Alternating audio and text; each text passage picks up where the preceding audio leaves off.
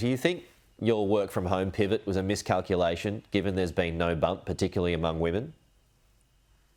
Well, let me be very clear, Pete. We don't really care what the private sector does. The private sector makes its own decisions for its workplace. In fact, this is about the public sector. This is about the public service. And the public service now have a 61% rate of working from home. Every dollar that a public servant earns is a dollar that has been earned by somebody else and paid in the form of taxes. Now, we know that Katie Gallagher herself did a review into working from home arrangements within the public service. She asked the APSC Commissioner to do this because there does seem to be something's moved very much out of whack with the private sector. And we're now hearing stories about people, working from home, but in fact travelling around Australia in a caravan with their family, or stakeholders turning up to a department, flying into Canberra for a meeting with their teams, only to be shown into a meeting room where everybody dials in.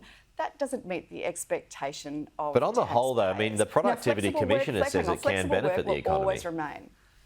Actually, the Productivity Commissioner said working from home full time, in fact, can actually detract from productivity. That were her own words. That's the government's Productivity Commissioner. Now, flexible work's always going to remain. Of course, it's going to remain, but it's most important that it works not just for the individual, but it works for the department, it works for the team. It has to work for everybody. That's how it works in the private sector. That's how it should work in the public sector. All right, so you're going to hold the line on that one. Now, is it reasonable to ask how much cheaper our gas bills are going to be if more of it is set aside? Otherwise, why vote for it? I mean, is there a ballpark on how much people might save?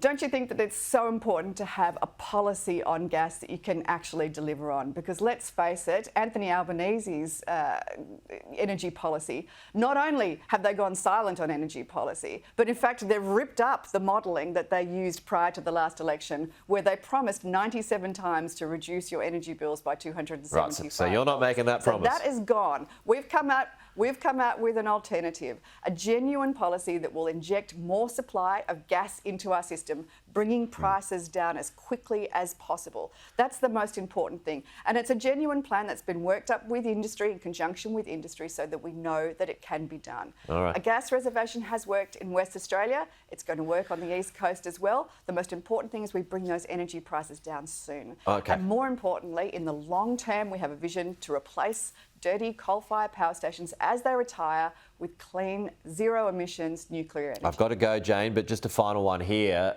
If the RBA holds tomorrow and Trump's tariffs target us in a big, big way on Wednesday, can things swing in your favour? There's a lot of ifs in that statement, Pete, and I don't think we can work on those types of hypotheticals. What I can assure you, though, is that whatever happens tomorrow, you're poorer under Labor. We'll leave it there. Jane, see you soon.